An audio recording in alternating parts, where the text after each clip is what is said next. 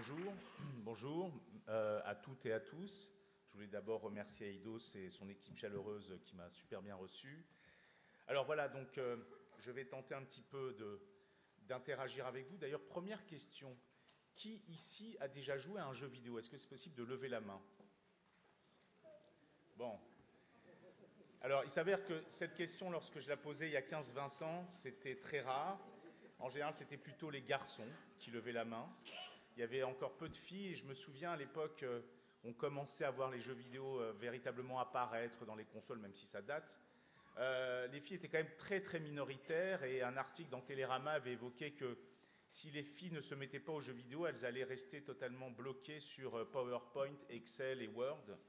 Et pourquoi? Parce que finalement, on s'est rendu compte que la pratique des jeux vidéo va créer une sorte d'ergonomie dans la capacité à pouvoir mieux saisir les environnements numériques. Donc il y a des sortes de transferts de compétences entre le fait de jouer à des jeux vidéo et de mieux saisir la manière dont on peut surfer. Donc c'est vrai qu'il y a quelque chose. Alors maintenant, c'était très étrange, nous sommes 35 millions de joueurs de jeux vidéo en France, et il y a 51% de femmes. Il y a plus de joueuses que de joueurs, mais même si on rentre dans le détail, on se rend compte que les joueuses ont tendance plutôt à jouer à ce qu'on appelle des casual games, donc des petits jeux sur téléphone, des jeux de salle d'attente. Et là se joue une sorte de drôle d'histoire qui est révélatrice, c'est que finalement, lorsqu'on j'interrogeais des collègues, mais est-ce qu'il t'arrive de jouer aux jeux vidéo? Non, c'est une perte de temps. Donc on voyait que ce rapport au temps était très étrange, et finalement, pour se rendre compte que, en réfléchissant, beaucoup de femmes avaient quand même encore dans leur processus d'identification, ont vu leur maman qui travaillait toute la journée, qui rentrait à la maison, qui continuait à travailler dans les fameuses tâches ménagères, et que donc il y avait ce rapport un peu coupable au temps. Et j'ai presque envie de dire que si peut-être les hommes se mettaient plus enclins à faire des tâches ménagères, peut-être que les femmes se sentiraient moins coupables de perdre leur temps et donc de jouer. Voilà, c'est ma petite phrase. Donc c'est plutôt intéressant cette histoire révélatrice de cette idée que normalement jouer, ça serait peut-être l'idée de perdre son temps. Et d'ailleurs, il m'est arrivé de travailler à l'époque pour un certain ministre qui s'appelait Vincent Payon, et j'étais expert un peu dans l'introduction du numérique à l'école, qui est quand même une histoire plutôt ancienne. Et j'avais donc interrogé des collégiens, et puis je me souviendrai toujours je crois qu'il devait être en 5e, et je lui ai dit: qu'est-ce que tu penses de l'idée qu'il y ait des jeux vidéo à l'école? Il m'a dit: mais alors ce serait totalement nul, parce que les jeux vidéo c'est pour jouer, c'est pas pour apprendre. Alors c'est très intéressant, parce que finalement il s'est retrouvé lui-même à me dire que qu'en est-il de la place du jeu, et comment l'enfant lui-même s'imagine l'idée que l'école c'est avant tout pour apprendre. Et pourtant, eh bien, on s'est rendu compte qu'il y a le fait que le jeu va nous apprendre des choses, mais pas forcément au bon endroit. Je dis ça par exemple parce que sûrement tout le monde ici connaît Assassin's Creed d'Ubisoft, et on sait que le dernier, dont j'ai oublié le nom, quelqu'un y a joué j'imagine? Odyssée, merci. Voilà. Alors je crois que c'est plus 18 ans, non? Donc dans Odyssée, on a évoqué l'idée qu'Odyssée permettrait à des élèves, pourquoi pas, d'apprendre ce qu'était la Grèce antique, etc. Et finalement, on s'est rendu compte que c'était surtout un voyage touristique dans la Grèce antique. Et donc cette question du transfert des compétences entre la manière, ce qu'un jeu peut m'apprendre, et finalement le fait de jouer à un jeu, pardon, et ce qu'il peut m'apprendre, est beaucoup plus compliqué qu'on l'imagine. Et c'est là où je trouve qu'il y a des choses qui ne sont pas forcément très intéressantes. Par exemple, il y a une chercheuse américaine, Patricia Greenfield, de l'université de UCLA, qui a travaillé pendant 15 ans sur est-ce que les jeux vidéo m'apprennent des choses, et alors elle a découvert que les jeux vidéo amènent 3 types de compétences cognitives: la spatialisation en 3D, l'intelligence déductive et le multitasking. Alors le multitasking, ce n'est pas forcément le fait de faire plusieurs choses en même temps, c'est le fait qu'à partir d'éléments différents, je vais pouvoir aboutir à un but et trouver une solution. Donc c'est vrai que cette idée, mais au fond, est-ce qu'à l'école ça sert quelque chose ou pas? Et peut-être pour se rendre compte que d'une certaine manière, ça peut servir plutôt dans sa vie d'adulte. Néanmoins, on se retrouve à se dire qu'il y aurait, en tout cas c'est une chercheuse tout à fait reconnue, qui a montré que ça apprenait des choses. On a vu aussi que, à l'époque, entre autres à la sortie d'un jeu, puisque c'est souvent par la peur qu'on a abordé le jeu vidéo, et encore maintenant, un jeu qui s'appelait Burnout Revenge, dont le but était de faire des accidents les plus impressionnants possibles. Il est super d'ailleurs comme jeu. Il s'avère qu'on avait imaginé qu'à cause de ce jeu, la nouvelle génération, d'ailleurs la sécurité routière était totalement sous panique, allait engendrer des chauffards, etc. Alors que, paradoxalement, on s'est rendu compte que le joueur de jeux vidéo développait une coordination main-œil tellement impressionnante qu'il est plutôt proche du pilote de Formule 1. Donc on a vu comme ça que petit à petit, des sortes de compétences pouvaient naître à partir de ça. Après, c'est là où, peut-être en tant que psychologue, je repère des choses, c'est que il m'est arrivé de travailler à une époque pour Ubisoft sur un serious game, donc le fameux serious game, c'est-à-dire ce jeu créé pour une vocation pédagogique, entre autres. C'était un jeu qui s'appelait Food Force, qui était donc financé par l'UNESCO pour sensibiliser les enfants à la faim dans le monde. Donc vous incarniez un avion et finalement vous deviez balancer des colis donc humanitaires sur une cible, et autour de la cible il y avait les populations donc, qui attendaient ces colis désespérément. Et là, en même temps je connais un peu les enfants, qu'est-ce que j'ai perçu? C'est que le but du jeu pour les enfants, c'était non pas de viser la cible, mais de viser la population locale. Donc, un peu effrayé en même temps, disons surtout mes collègues. Et là, étonnamment, alors c'est intéressant parce que les game designers ont imaginé, ont permis aux enfants de pouvoir mettre en scène quelque chose de cette erreur. Et quand on a interrogé après les enfants, ils étaient tous complètement sensibles à la faim dans le monde. Donc on s'est dit, qu'est-ce qui s'est passé? Et finalement, c'est là où on touche à quelque chose de très important dans le jeu, c'est que le jeu est tout sauf un espace politiquement correct. Le jeu a toujours été un espace de mise en scène de ses pulsions agressives. Lorsqu'un enfant va construire un Lego qui fait 1 mètre de haut, son plus grand plaisir, c'est de l'exploser. Lorsque je jouais avec des petites filles aux Sims, pour les soigner, entre autres, un des grands plaisirs, c'était de construire une belle maison avec une piscine, de faire plonger papa et maman, d'enlever l'échelle et de les voir se noyer. Bon.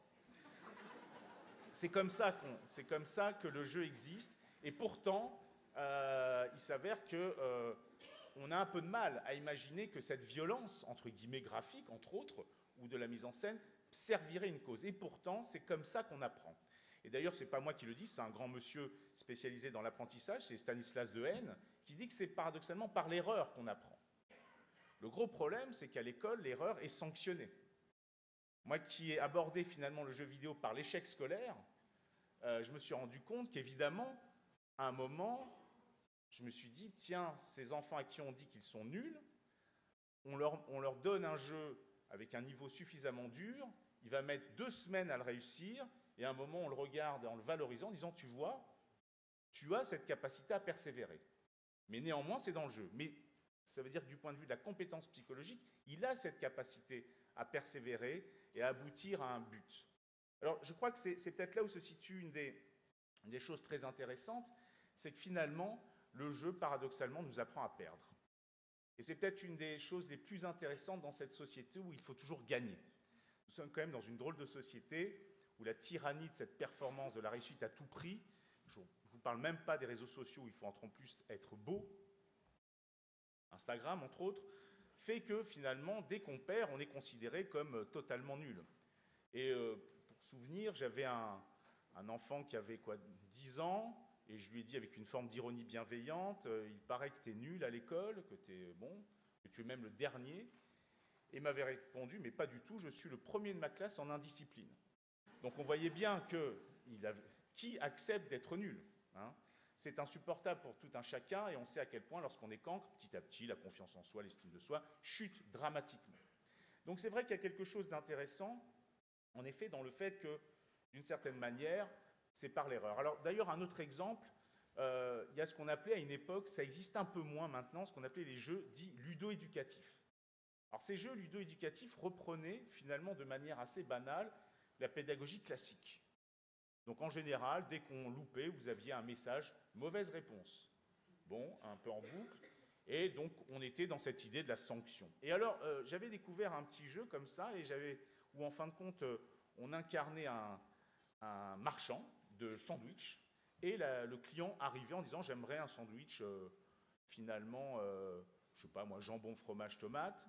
Et la petite fille qui était en grave échec scolaire commence à mettre les 3 aliments, mais surtout aussi rajoute toutes sortes de choses qui en faisaient une sorte de gloubi-boulga, comme pour ceux qui se souviennent. Et finalement, à ce moment-là, il y avait une animation produite par les game designers qui faisait qu'ils disaient c'est pas du tout ce que j'ai commandé, mais par contre ça a l'air super bon, une sorte d'animation un peu à la manga où la bouche devenait énorme, et il avalait. Et en fin de compte, c'est là où cette petite fille avait un vrai plaisir. Donc je reviens sur l'idée que paradoxalement, c'est aussi dans cette mise en scène de l'erreur que l'enfant va apprendre. Et que donc aussi, c'est quelque part l'appropriation par la manipulation, même si c'est une manière d'attaquer les règles du jeu, que l'enfant va pouvoir apprendre. Donc c'est vrai que ce qu'on découvre avec l'interactivité, c'est que ce n'est pas le jeu en lui-même qui va m'apprendre des choses, c'est d'une certaine manière, si on pense vraiment à l'utilisation d'un jeu vidéo, c'est cette capacité à pouvoir attaquer les règles, attaquer le cadre, finalement s'approprier. Donc c'est quelque chose qui est très archaïque comme mécanisme, pas que dans l'apprentissage, dans notre rapport au monde.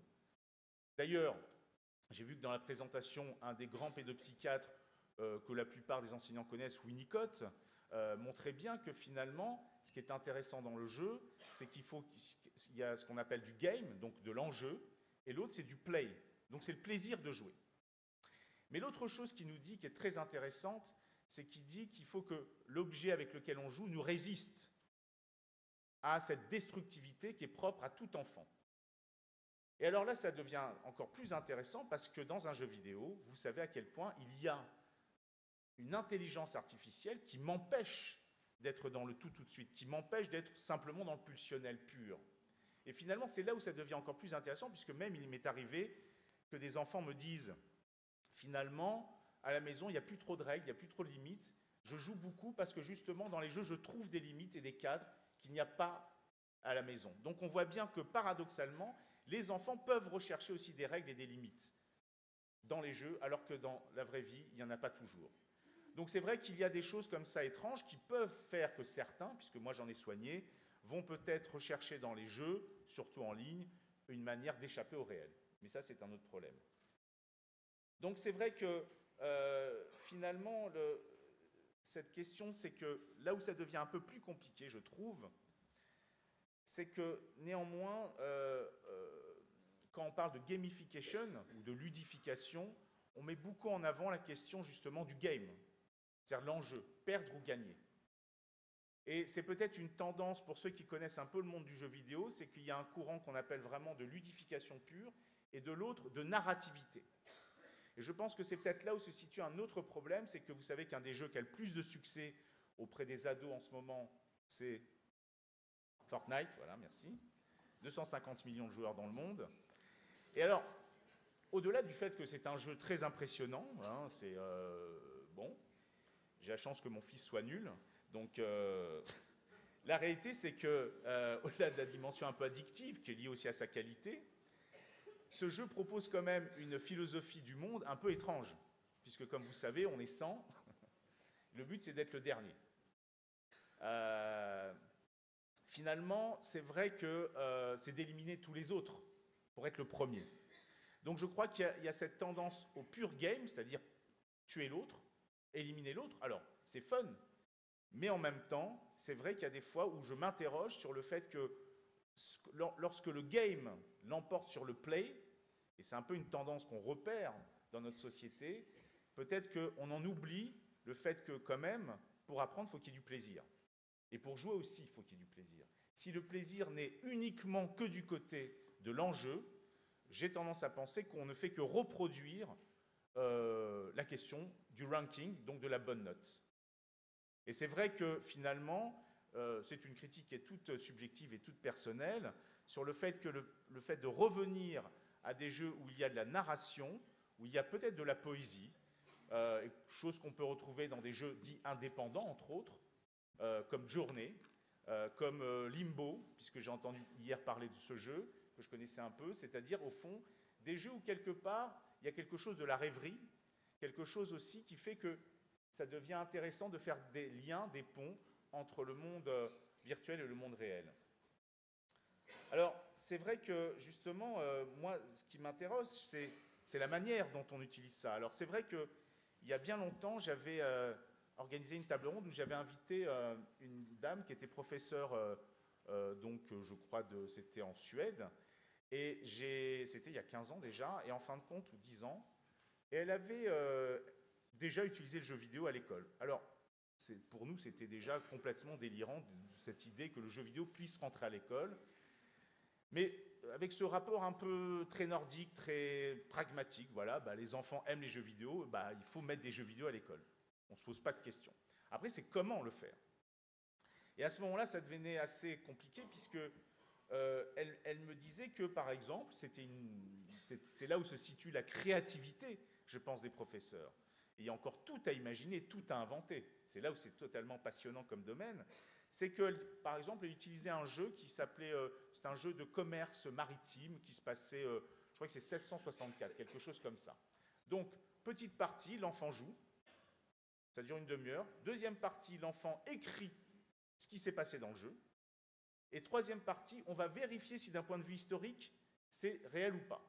Donc c'était comme ça en 3 parties, une manière pour elle de pouvoir utiliser le jeu parce que ça active la motivation, le désir, et puis après, comment transférer cela selon une pédagogie un peu plus classique. Le fait d'écrire une partie de jeu vidéo, c'est très intéressant. Je mets au défi quelqu'un d'écrire une partie de Mario Bros. On se demande où il est psychotique, où il a fait un rêve. Mais c'est vrai que c'est très intéressant parce qu'il y a des parties comme ça qui sont assez étonnantes. Alors, néanmoins, elle avait aussi évoqué une chose que je trouve très intéressante, mais qui en effet fait peut-être partie des pédagogies un peu plus innovantes, c'est-à-dire qu'il y avait un élève qui était en total décrochage, et elle lui a demandé « mais qu'est-ce que tu aimes ?» Il a dit « moi ce que j'aime dans la vie c'est ce jeu-là ». Et elle l'a mis au défi, elle dit « fais-moi un dossier.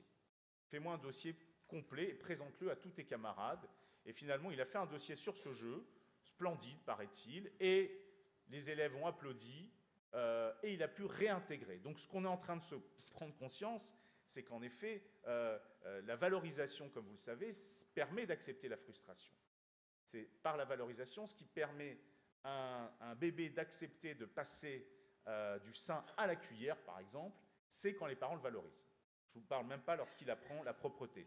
Mais bon, donc, c'est vrai qu'on voit bien que ces tendances-là sont quand même très très importantes, et c'est une des raisons pour lesquelles ça fait bien longtemps que je pense qu'il faut faire des écrans, des alliés, aussi bien à l'école, donc des alliés pédagogiques, mais aussi beaucoup dans la dynamique familiale. Et je pense qu'un des drames actuels qui est en train de se jouer, c'est cette sorte de fossé générationnel d'incompréhension, de projection, entre autres des parents, sur leur ado, puisque une revue qui s'appelle Wired vient de publier une grande étude montrant que les plus connectés, ce sont les 35-49 ans, et que les ados, paradoxalement, ne sont pas autant connectés. Mais néanmoins, il y a cette sorte de projection les uns les autres, et peut-être que lorsqu'on rentre dans une famille actuellement, chacun est seul devant son écran, et que rarement les écrans sont partagés. Alors que lorsqu'on observe certains collégiens à la sortie du collège ou du lycée, je ne sais pas si vous avez remarqué, ils partagent. C'est un médiateur, regarde cette vidéo, regarde, etc. Donc c'est vrai qu'ils en parlent énormément. Donc finalement, nous, je pense, adultes, en parlons beaucoup moins que eux, entre eux. Aussi bien des stratégies à accorder dans un jeu, mais aussi le fait tout simplement de partager. Alors c'est vrai que au-delà des jeux vidéo, il m'est arrivé d'avoir affaire à des initiatives tout à fait intéressantes, mais qui se rapprochent de cette question du jeu. J'avais rencontré donc un étudiant, alors on est plus à un niveau universitaire, qui me racontait que finalement, lorsqu'il était à la fac, dans ces grands amphis, le prof faisait un cours de 2 heures, de 3 heures, donc tout simplement, il faut savoir qu'au bout d'1 heure, les gens décrochent. Donc qu'est-ce qui se passe? On sort son portable et on tweet, ou on fait toutes sortes de choses. Et alors il a dit, on va peut-être faire autrement. On va peut-être tout simplement demander aux élèves de tweeter le cours. Et parallèlement, le prof jouait le jeu d'avoir son cours en entier. Ça veut dire qu'on est un peu dans cette culture, vous savez, que l'appropriation n'est plus verticale, C'est ce que c'est ce que nous montre finalement Internet, mais horizontal. C'est quand même intriguant que de plus en plus d'élèves cherchent à donner du sens à ce qu'ils apprennent. Il y a une sorte d'exigence que nous n'avions pas et que de plus en plus d'élèves ont. Alors d'un côté, elle est très saine, et de l'autre, peut-être qu'elle renvoie une forme de toute-puissance de l'ado qui dit « Mais attendez, à quoi ça sert que j'apprenne ça, ça ne va me servir à rien ». Et paradoxalement, de montrer qu'il y a peut-être des choses qui ne servent à rien, mais qui vont avoir un effet. Alors c'est là où comment un professeur peut utiliser les mondes numériques, entre autres, pour justement l'aider à s'approprier. Alors ça veut dire que cette expérience, du fait que les élèves pouvaient, disons, les étudiants à l'université pouvaient tweeter le cours, et finalement faire que, sans être dans le questionnement, de dire « oui, mais là, par exemple, je ne suis pas d'accord ». Et cette culture du commentaire existe partout maintenant, sur Internet, partout. Parfois, c'est parfois un peu étrange d'ailleurs, mais voilà, tout le monde est commenté. Alors, une autre chose que j'ai trouvée tout à fait passionnante, mais qui est aussi de l'ordre peut-être de cette forme de jouer avec l'objet numérique, c'est un professeur qui se posait toute la question qui était une des grandes angoisses qui existe toujours, c'est qu'est-ce qui est vrai, qu'est-ce qui est faux sur la toile. Puisque Wikipédia étant finalement créé par les internautes, alors même si maintenant, à l'heure actuelle, il faut vraiment... c'est très compliqué, il faut être validé, survalidé pour pouvoir mettre des informations sur Wikipédia, mais finalement, de se dire, mais au fond, est-ce que c'est là où se situe le vrai problème? Et alors, il avait proposé à des élèves, je vous donne un exemple, de demander à des élèves pendant une demi-heure ou 3/4 d'heure de chercher un mot-clé. Et là, c'était l'Argentine, le pays. Trouvez-moi des informations sur ce pays-là. Sauf qu'il leur demandait, non pas, je dirais, de faire ça en 5 minutes, mais en une demi-heure, 3/4 d'heure. Alors, il se passe une chose qui est peut-être, pour moi, une des dernières, j'ai envie de dire, conduites poétiques sur la toile, c'est ce qu'on appelle la web errance. C'est de passer de page en page, sans vraiment savoir où on va, comme une sorte d'association libre. Et c'est ça qui s'est passé. C'est que finalement, ils sont passés à un moment, et donc au bout d'une demi-heure, ils étaient sur un site qui n'avait pas un lien direct avec l'information qui était censée être vraie, qui sont les premières informations que Google nous propose, avec toute sa prédictibilité. Et après, le professeur leur disait, tiens, maintenant, on va regarder avec vous l'historique de tous ces sites, pour montrer que, justement, le processus de savoir où est la vérité, c'est justement tout ce processus-là. C'est cette association entre toutes ces informations qui permettent d'avoir une vue beaucoup plus globale sur un sujet, comme, par exemple, mieux connaître le pays qu'est l'Argentine. Donc voilà, j'ai envie de dire qu'il y a comme ça toutes sortes de situations, et c'est là où, d'ailleurs, étrangement, j'ai l'impression que c'est moins le cas, c'est qu'à l'époque, c'était souvent des profs d'un certain âge, j'ai envie de dire presque proches de la retraite, qui s'autorisaient à faire des choses comme ça un petit peu étrangement innovantes. Et que les jeunes profs, au contraire, étaient un peu inquiets de dire « Ouh là là, j'apprends mon métier, il faut que je sois très… » Et je perçois, hier, j'ai eu l'occasion de parler avec certains, de remarquer que ça évolue.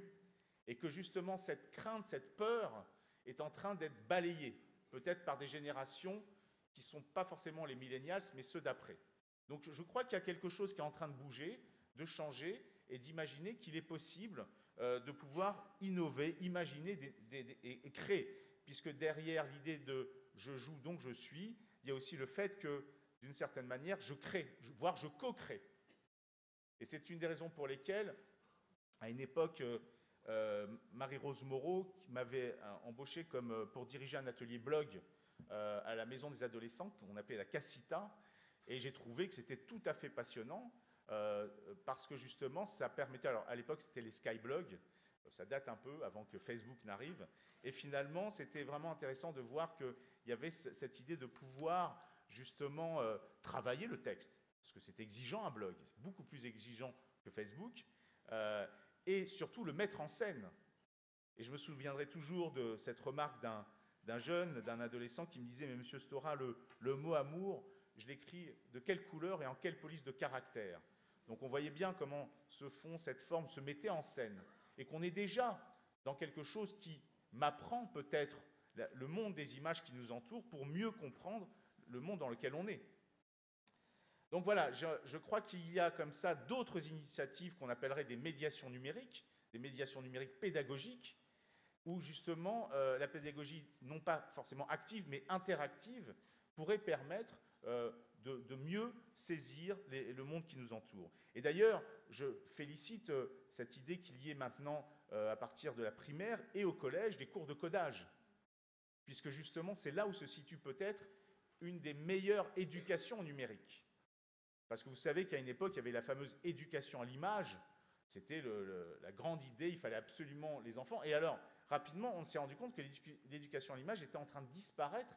Pourquoi? Parce qu'un jeune, avec son téléphone, il fait des films, puis il les monte, puis il les mixe. Donc il a compris comment on fait un film.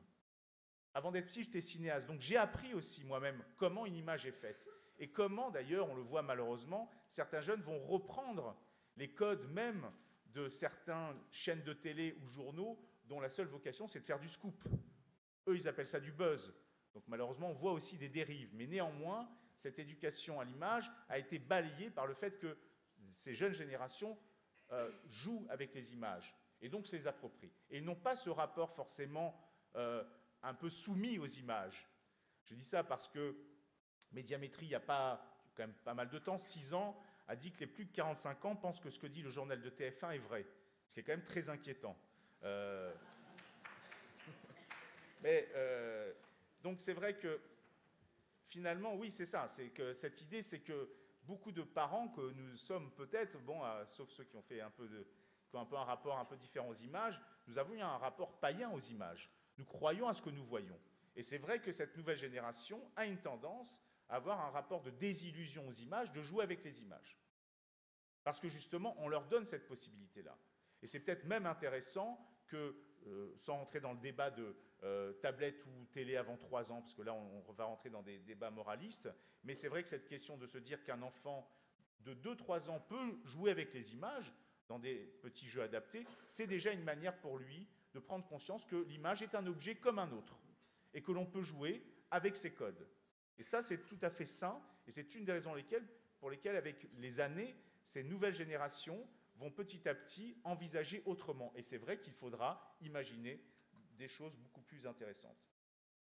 Alors pour terminer, peut-être, je pense que je voulais réfléchir un peu à la place du prof, qui est quand même finalement compliquée, pas toujours évidente. Il s'avère que, comment dire, en tant que psychologue, j'ai imaginé il y a maintenant pas mal d'années, plus de 15 ans, une méthode où j'ai soigné des enfants avec des troubles du comportement avec des jeux vidéo.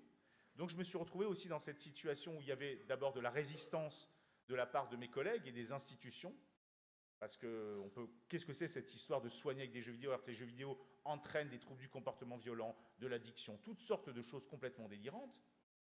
Et finalement, pour me rendre compte que ma place de psy, telle qu'elle existait, avait complètement évolué. C'est-à-dire que d'abord, j'étais dans une forme d'attention conjointe. C'est-à-dire que finalement, je regardais avec l'enfant dans la même direction, on se regardait tous les deux pour se rendre compte qu'on avait vécu une émotion. Et vous savez que l'attention conjointe est une chose tout à fait importante et nécessaire dans le développement de l'enfant, qui lui permet de se concentrer aussi. Donc c'est vrai que cette question différente qui fait que le prof n'est plus à nouveau dans cette position verticale, et il devient un accompagnateur ou un animateur du savoir. Et c'est là où c'est très très différent, et c'est peut-être là où je pense qu'il peut y avoir aussi de la certaine résistance, parce que les résistances viennent aussi du fait que je suis prof, mais je suis aussi parent, et que je ne supporte plus de voir mon ado jouer à Fortnite des heures, et de hurler dans son micro. Donc c'est vrai que il y a quelque chose qui fait que nous sommes tout de même pris nous-mêmes dans nos paradoxes, et que nous restons tout à fait humains à ce niveau-là, et il est impossible de pouvoir tout simplement dire, mais voilà, on va imaginer d'utiliser les jeux vidéo. Donc c'est vrai que oui, on descend de l'estrade et on se retrouve à tourner. Et il s'avère même que certains élèves, parfois, sont meilleurs que nous dans leur manipulation, dans le fait qu'ils peuvent mieux jouer, qu'ils ont une coordination main-œil, qu'ils ont peut-être une stratégie.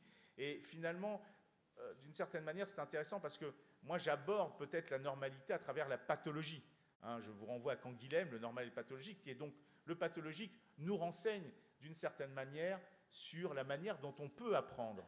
Les élèves en échec scolaire, j'ai travaillé aussi avec des autistes et je travaille de plus en plus avec des hauts potentiels intellectuels qui la plupart ont un rapport très addictif aux jeux vidéo et ce sont comme des caricatures d'une certaine manière de la société dans laquelle on est, c'est-à-dire une société de performance et de réussite à tout prix, parce que lorsqu'on est diagnostiqué avec un QI de 130, 150 à 5, 6 ans, 7 ans, les parents le perçoivent comme un héros, sauf que finalement c'est des héros en salle d'attente du psy. Donc c'est vrai que la plupart ne vont pas forcément très très bien, il y a des problématiques. Et pour terminer, justement, j'ai envie de dire que, au fond, j'ai décidé, il n'y a pas longtemps, d'arrêter de soigner ces jeunes comme des malades, de ne plus les considérer comme des malades, parce qu'il faut savoir que les chiffres tendent à augmenter, mais ça veut dire que le recours ou le refuge dans certains jeux vidéo en ligne, qui maintenant, comme vous le savez, a été reconnu par l'Organisation mondiale de la santé, montre qu'on va même inventer peut-être même des molécules chimiques que certains laboratoires pharmaceutiques vont vendre, comme on a pu vendre de la Ritaline, pour que les enfants soient plus concentrés. Et on voit les dégâts, on commence à voir les dégâts. Ça veut dire que j'ai décidé de créer à Lille, avec une collègue qui elle-même est haut potentiel, tendance autiste, comme elle le dit, mais psychologue. Bon, c'est pas incompatible. Donc, de créer l'école des héros. Alors, le terme est un peu ironique. Ça va bientôt arriver. On va créer ça dans un environnement très numérique qui s'appelle la pleine image, où justement on va recueillir des jeunes et capitaliser plutôt sur leurs compétences, parce qu'ils ont souvent des pensées logico-mathématiques très impressionnantes. Ce sont des dingues de codage et de développement web. Et justement, c'est pouvoir non plus les considérer comme des malades, parce qu'il faut savoir que ce sont quelque part les architectes des mondes de demain numériques, entre autres, et que souvent, certains développent une haine phénoménale contre le monde, et en même temps, il faut plutôt en faire des alliés. Donc l'idée, c'est que voilà, cette école va plutôt être un espace de préformation, en tout cas quelque chose qui puisse leur redonner le désir d'avancer dans le monde et de s'y inscrire et de ne pas avoir peur de la coopération, de ne pas avoir peur des autres. Et je crois que c'est peut-être là où, j'espère, peut se situer un avenir tout à fait intéressant. Voilà, donc je pense avoir fait un tour comme ça, un petit peu introductif, et je vous remercie.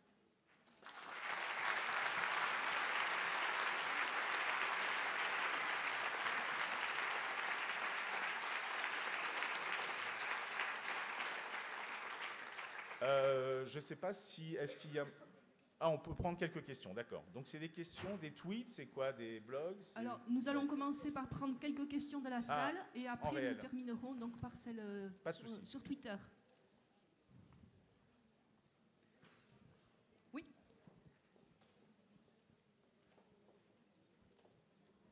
Bonjour. Tout d'abord, merci Monsieur Stora pour cette intervention aussi concise qu'accessible et éclairante. Je me posais une question. Vous avez évoqué à un moment, en parlant de l'usage des tablettes, notamment pour les moins de 3 ans, d'un débat moraliste. Il me semble que vous êtes passé un petit peu vite dessus. Oui. Donc, est-ce que vous pouvez nous en dire plus, s'il vous plaît? Oui. Alors...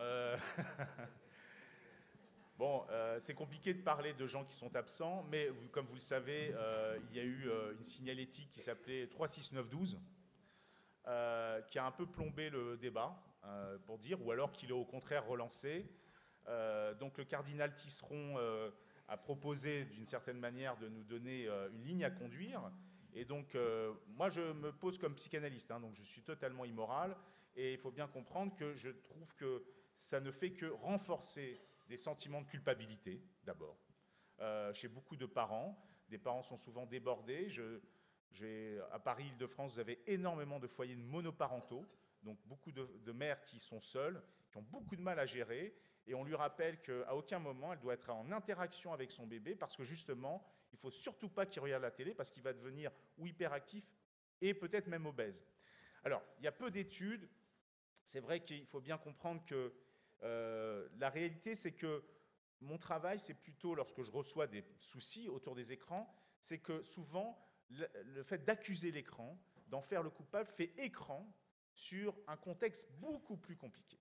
Beaucoup plus compliqué, et très souvent, il m'arrive de percevoir des petites histoires, du storytelling autour du fait que le contexte psychologique, social, culturel, et cet ensemble-là peut avoir un impact justement sur le fait qu'il va y avoir une conduite pathologique autour de l'écran. Donc c'est vrai que j'ai eu sur la problématique des enfants de moins de 3 ans, c'est assez compliqué puisque, comme vous savez, lorsque vous lisez le rapport de l'Académie des sciences qui est paru en 2014, je crois, sur les enfants et les écrans, et entre autres dirigé par Olivier Houdet et Serge Tisseron, ils ont dit pas de télé avant 3 ans, par contre de la tablette tactile avant 3 ans, c'est super. Ça va faire de vos enfants, des bébés, des champions toutes catégories de compétences cognitives. Bon, il s'avère qu'il y a un collectif de soignants qui, dans Le Monde, a publié une tribune pour dire arrêtons d'embêter les bébés à vouloir à tout prix être des champions toutes catégories, parce qu'on est à nouveau dans cette situation, cette position d'une société de performance. Un bébé de 1 an, il joue avec la lumière, ça lui suffit. Et la tablette tactile préférée de tout bébé, c'est quand même le corps de sa maman et de son papa parfois.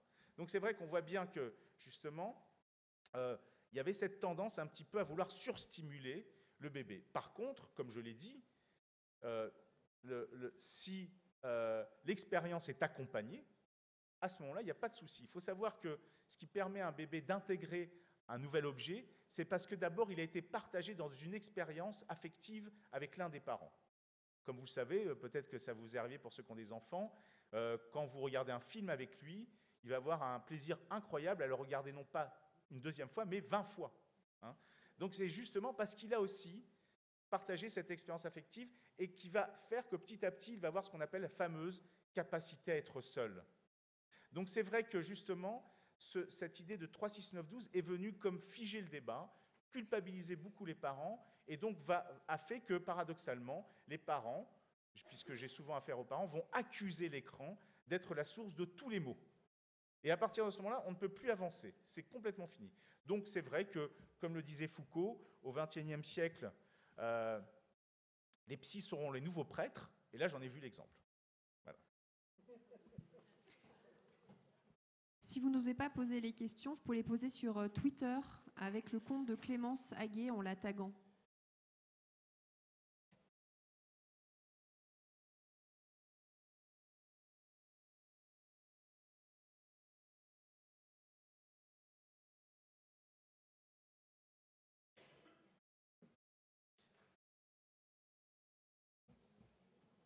On a le temps, profitez-en.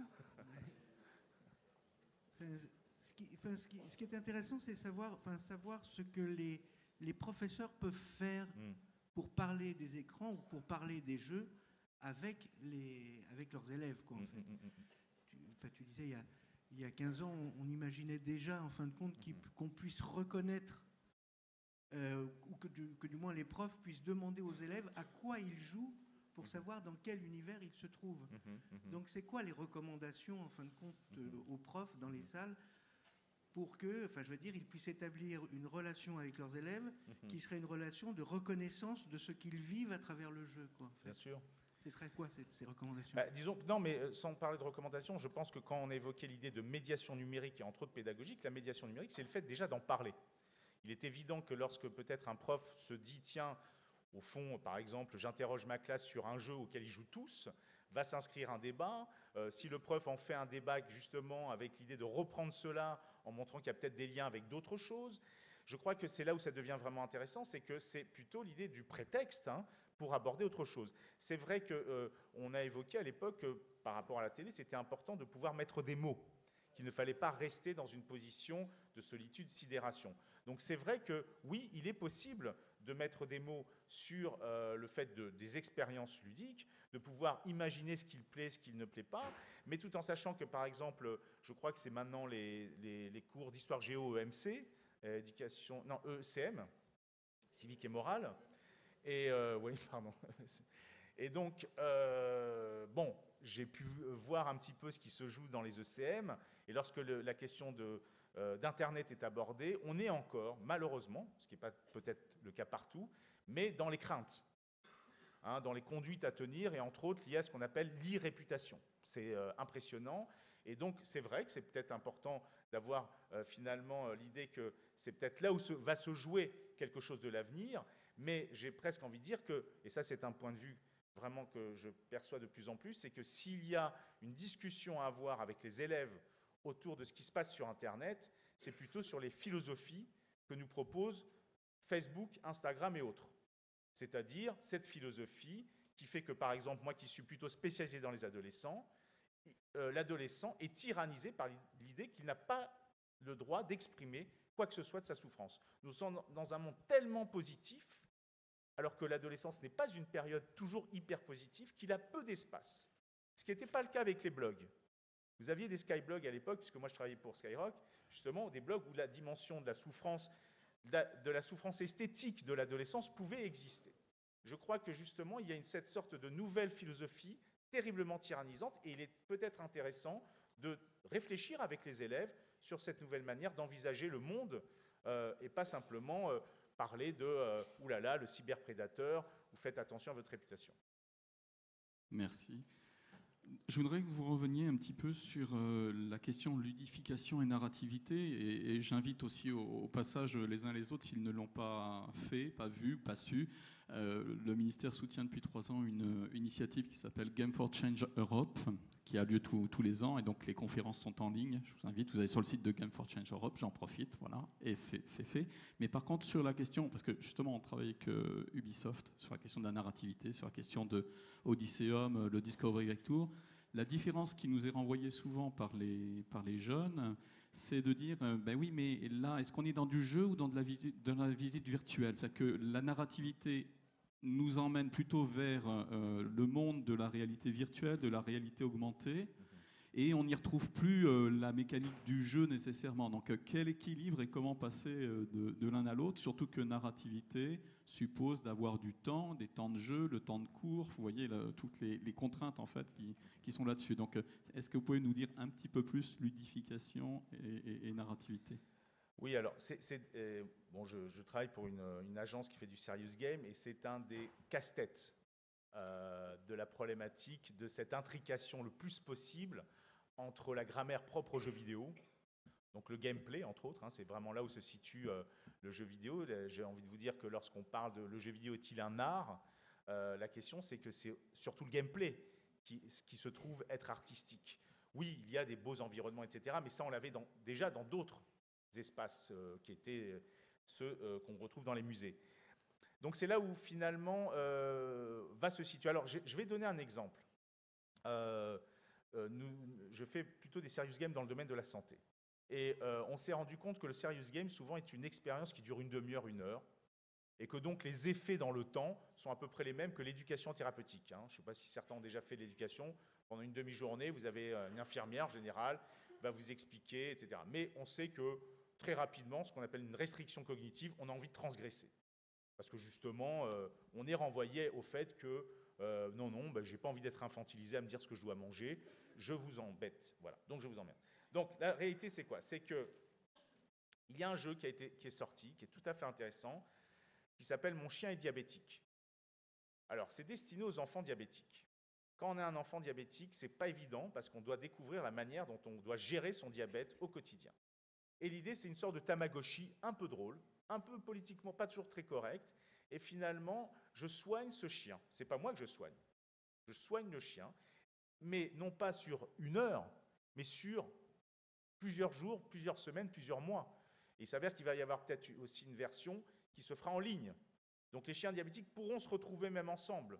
Il y aura de la coopération. Donc l'idée, c'est quoi ? C'est que finalement, ça va même plus loin, puisqu'il y a un peu de gamification, puisque sur le téléphone, on va mettre directement quelque chose qui va vérifier le taux d'insuline, et ça va avoir un effet sur le chien.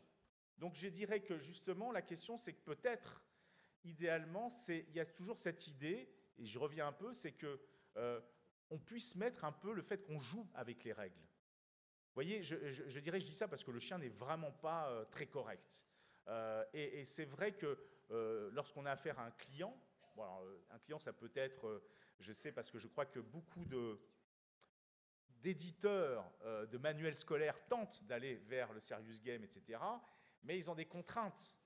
Et à ce moment-là, malheureusement, attendez, oulala, vous allez trop loin là, on ne peut pas jouer autant avec les règles, on a quand même un cahier des charges, il faut le respecter, on peut pas, alors que, et c'est là où malheureusement ça ne marche pas.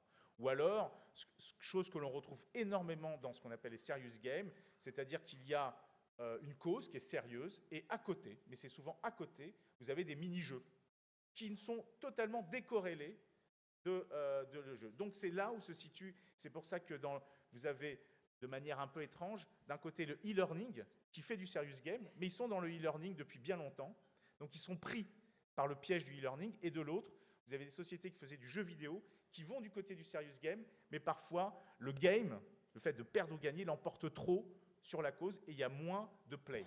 Parce que, je tiens à le rappeler, c'est qu'un bon jeu, c'est du play et du game.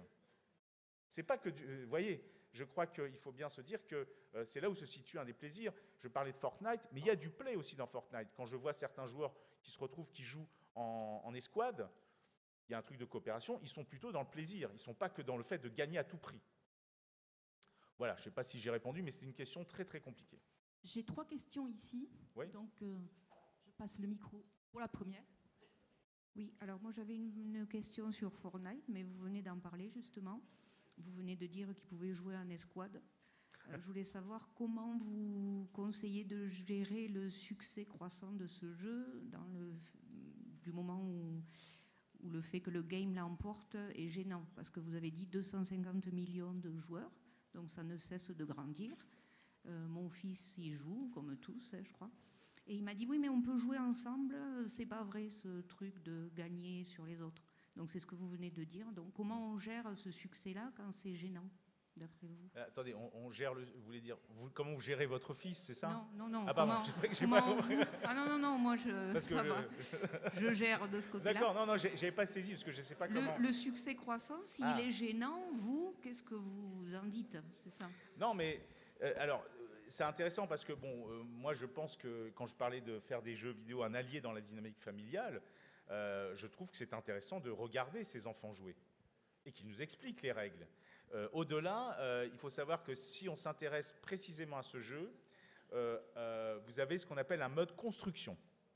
Et les grands joueurs maintenant ce ne sont pas uniquement des joueurs qui sont que dans le fait d'être bons dans le shoot, le fait de tuer, de tirer. Les grands joueurs, maintenant, ce sont avant tout des grands constructeurs. Et c'est là où se situe, entre autres, l'originalité de ce jeu, c'est que justement, il y a une véritable virtuosité, parce que j'ai eu l'occasion de voir des parties de champions, pour voir, j'ai été très impressionné par ce qu'il est possible de faire. Et d'ailleurs, vous avez même un mode créatif. Alors, je vous dis ça pourquoi? Parce que je travaille en ce moment pour la Maison des adolescents de Créteil, et donc on va créer une chaîne YouTube. Et donc, entre autres... un des jeunes que je reçois, lui veut faire un défi créatif sur Fortnite, que moi j'ai appelé un défi écolo, c'est qu'il veut recouvrir la map de bois, toute la map. Bon, c'est quasiment impossible, mais voilà, il veut tenter. Donc c'est vrai que l'idée, c'est que voilà, je pense qu'il y a toujours l'idée que voilà, c'est une manière de déformer la règle, parce que vous avez un mode créatif, hein, il faut le savoir. Vous n'avez pas que le mode de fait de tirer. Mais c'est vrai que je dirais que ce jeu a un succès. Je ne sais pas à quel point ça va à un moment ou à un autre s'essouffler. Hein. Minecraft a eu un succès incroyable. Et d'ailleurs, Microsoft a fait Minecraft Éducation, hein, qui commence à exister dans certaines écoles. Mais on va dire que voilà, après c'est comment est-ce qu'on pourrait utiliser Minecraft, Fortnite à l'école, j'ai pas de solution là. J'avais une... Pardon, c'est moi, Philippe. Philippe, c'est moi. Pardon. Une question. En tant que psychologue, vous nous avez dit accompagner parfois des enfants qui présentaient des troubles du comportement. Il se trouve que dans nos classes, il arrive qu'il y ait des enfants qui aient aussi des troubles du comportement, souvent même parfois. La plupart ne sont pas sur Ritaline. Hein. J'aurais voulu savoir comment vous faites, vous, en tant que psychologue, pour accompagner par le jeu vidéo ces enfants-là. Je vois bien le côté renforçateur, mais qu'est-ce que vous faites de plus? J'ai pas compris la dernière phrase. Qu'est-ce que vous faites de plus pour accompagner ces enfants-là par le jeu vidéo? Le côté renforçateur, je le vois bien, mais est-ce qu'il y a des choses en plus à mettre en place, qu'on pourrait mettre en place en fait dans nos salles de classe? C'est complexe parce que là, vous soulevez un autre problème qui est le lien qu'il y a entre la pédopsie et l'éducation nationale. Parce que c'est là où se situe aussi un des grands soucis, puisque la réalité, c'est qu'il y a des décrocheurs, il y a des élèves en grave échec scolaire qui sont parfois suivis parallèlement dans des institutions. Et il faut savoir, moi-même ayant travaillé pendant 8 ans dans un centre médico-psychologique à Pantin, je voyais bien qu'il y avait une sorte de clivage que je trouvais dommageable d'ailleurs pour les élèves et pour cette capacité à collaborer ensemble. Donc c'est vrai que je dirais que moi, c'est très compliqué, je ne vais peut-être pas ici en 2 minutes, mais je dirais que mon travail était un travail de médiation thérapeutique, comme on appelle, c'est-à-dire que le jeu vidéo servait une cause. J'utilisais des jeux vidéo très narratifs, d'ailleurs pour le coup, comme Ico, comme Fable, pour ceux qui connaissent. Donc c'est des jeux qui ont justement une manière de raconter une histoire, mais je travaille toujours dans l'idée qu'il y avait une dimension cathartique, puissante, et que finalement il était possible de peut-être les aider finalement à affronter l'ennemi qui était en eux. Parce qu'un élève en échec scolaire, son premier ennemi, c'est lui-même. Donc c'est comment faire que, je suis psychanalyste, donc son inconscient ne soit plus un ennemi, mais un allié. Et donc le jeu vidéo permettait, dans un phénomène de médiation, d'aborder ces contenus-là. Mais est-ce que c'est véritablement dans un cadre scolaire que ça doit se faire, ou est-ce que ça doit justement se faire autrement? Est-ce qu'il y a des jeux à imaginer pour travailler sur l'échec scolaire? Il s'avère qu'avec le conseil régional du 94 à une époque, qui est un des départements où il y a le plus de décrochage scolaire, on avait commencé à imaginer un monde de coopération qui aurait pour vocation de ramener. Et c'est une des raisons pour lesquelles beaucoup de collèges-lycées ont pris le risque d'avoir une page Facebook à l'époque.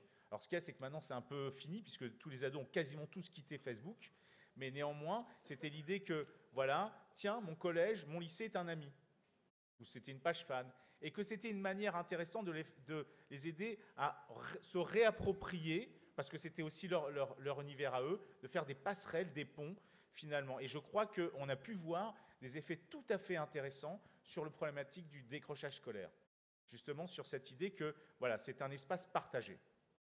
Voilà. Bonjour, merci pour votre intervention qui était fantastique. Merci. Et même en tant que père, je me suis reconnu aussi. Voilà.